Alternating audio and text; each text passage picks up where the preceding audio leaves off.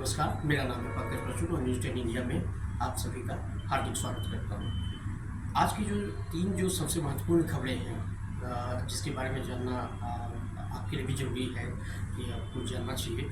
और चूँकि लोकसभा चुनाव आने वाले हैं और तीनों की तीनों प्रमुख खबरें जो है वो लोकसभा चुनाव से संबंधित ही हैं। सबसे महत्वपूर्ण कि सोशल मीडिया पर अभी ट्रेंड हो रहा है मोदी का परिवार। तो मैं बताना चाहूँगा कि मोदी का परिवार क्यों ट्रेंड कर रहा है।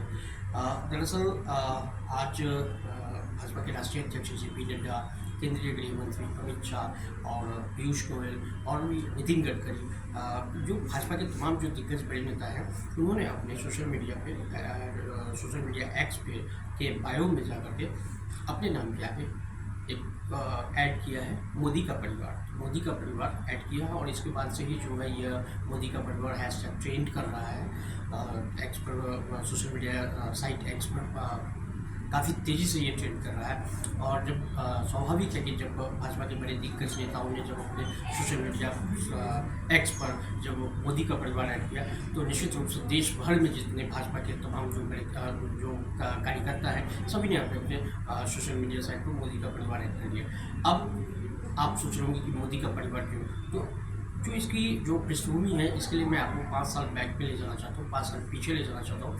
आपको याद होगा साल 2019 का लोकसभा चुनाव, जब साल 2019 के लोकसभा चुनाव में प्रधानमंत्री मोदी जी ने घोषणा की थी कि मैं हूँ चौकीदार। उसके बाद में भाजपा के तमाम बड़े नेता, तमाम बड़े कार्यकर्ताओं ने मैं भी हूँ चौकीदार कह के ट्रेंड कराया था। और जिस तरीके से जो कांग्रेस ने उन पर आरोप किया था, उस आरोप को बहुत ही एग्रेसिव तरीके से प्रत्यारोप करते हुए, आरोप का पलटवार करते हुए मैं भी चौकीदार को देखते देखते जो जितने भाजपा के समर्थक थे और हम लोगों ने भी लाखों करोड़ों की संख्या में अपने नाम के आगे मैं भी चौकीदार ऐड किया था। तो साल 2019 के लोकसभा चुनाव इसी मैं भी चौकीदार के नारे के साथ लड़ा गया था। और अब जबकि 2024 है, 2024 में मोदी का परिवार हैशटैग के साथ ट्रेंड कर रहा है। क्यों? इसके पीछे की जो वजह है कि प्रधानमंत्री मोदी हमेशा से परिवारवाद की खिलाफत करते रहे हैं। कांग्रेस के परिवारवाद या फिर क्षेत्रीय दलों के परिवारवाद, इस पे काफ़ी आक्रामक तरीके से प्रहार करते हैं। और आज की जो घटना है उस घटना में है कि प्रधानमंत्री मोदी की एक रैली थी तेलंगाना के आदिलाबाद में, जहां उन्होंने एक जनसभा में कहा कि पूरा देश ही उनका परिवार है। देश की 140 करोड़ की जो जनता है वो उनका परिवार है।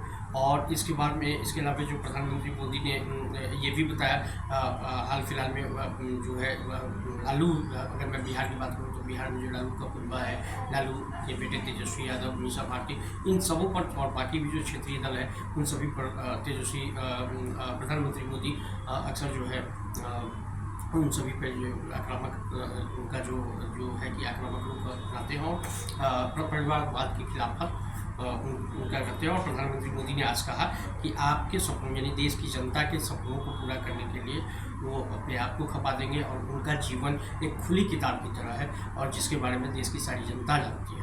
तो ये तो एक जो आज का जो है वो महत्वपूर्ण खबर ये भी है। इसके अलावा जो आज की दूसरी खबर है दिल्ली से कि खबर तो बड़ी है लेकिन इसके साथ ही अरविंद केजरीवाल जी के लिए बुरी खबर है। खबर बड़ी है लेकिन अरविंद केजरीवाल के लिए बुरी खबर है।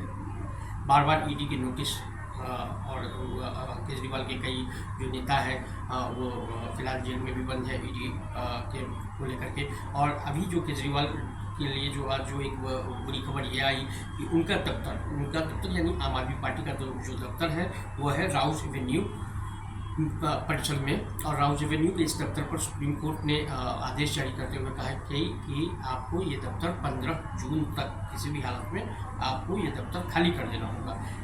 खाली करना इसलिए होगा क्योंकि जो इस पर शिकायत थी, इस पर जो मामला है कि राउज एवेन्यू का जो ये दफ्तर है जहाँ पे केजरीवाल की पार्टी आम आदमी पार्टी ने अपना दफ्तर बनाया हुआ है, शिकायत ये है, मामला ये है कि ये बताया जा रहा है कि ये हाईकोर्ट की ज़मीन है और हाईकोर्ट की इस ज़मीन पर कोर्ट के में जो काम करने वाले जो कर्मचारी हैं उन कर्मचारियों का आवास बनना है। और आरोप ये है, मामला ये बताया जाता है कि इस परिसर पर उन्होंने केजरीवाल ने की पार्टी आम आदमी पार्टी ने दफ्तर बना लिया। तो इसको लेकर के हाईकोर्ट ने भी पहले उन्हें खाली करने के लिए कहा था, लेकिन इसके बाद में हाईकोर्ट के आदेश के बाद में उन्होंने केजरीवाल की पार्टी आम आदमी पार्टी ने जाकर के सुप्रीम कोर्ट में इसको लेकर के याचिका दायर की और अपील की। और उसके बाद में फिर अब नया जो अपडेट आया है उसमें है कि जो सुप्रीम कोर्ट ने भी केजरीवाल से कह दिया है कि आपको 15 जून तक ये परिसर राउज एवेन्यू कोर्ट का जो दफ्तर है वो खाली करना होगा। हाँ, एक मोहलत उन्होंने जो दी है कि आप इसके साथ ही आप आवेदन कर सकते हैं कि नया पार्टी दफ्तर के लिए उनको जगह अलॉटमेंट कहाँ किया जाए। हालांकि इस पर केजरीवाल की जो पार्टी है उसकी प्रवक्ताओं का कहना है कि सुप्रीम कोर्ट को केंद्र सरकार दिग्भ्रमित कर रही है और केंद्र सरकार जो है इस मामले को क्लियर केंद्र सरकार पे जैसा वो हमेशा आरोप करते रहते हैं तो वही उसी तरीके से उन्होंने कहा है और उन्होंने कहा कि उनके पास में पर्याप्त साक्ष्य है। अब जो तीसरी जो एक खबर है वो भी है बिहार, और बिहार में भी लोकसभा चुनाव से ही संबंधित है।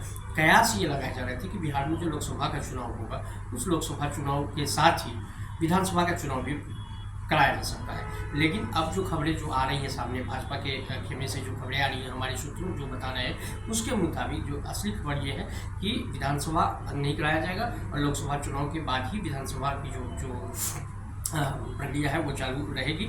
और अब आ गया मामला क्योंकि जो नीतीश गवर्नमेंट जो बनी, नई गवर्नमेंट जो बनी नीतीश और भाजपा उनके साथ मिलकर के उसके बाद से मंत्रिमंडल का विस्तार नहीं किया गया था।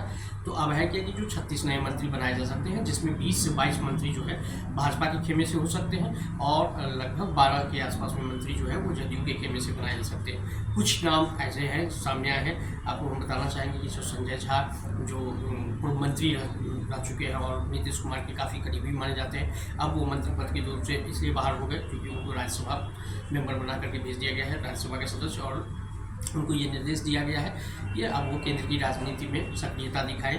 अब जो आते हैं उसमें कुछ एक नाम ऐसे हैं, भाजपा के भी कुछ नाम हैं, जैसे मैं बताऊं आपको कि भाजपा में बेतिया से हैं भागीरथी देवी, उनका भी नाम सामने आ रहा है, विनय बिहारी, रेणु देवी, नारायण कुशवाहा हैं। इसके अलावा मोतिहारी से राणा रणधीर, प्रमोद कुमार।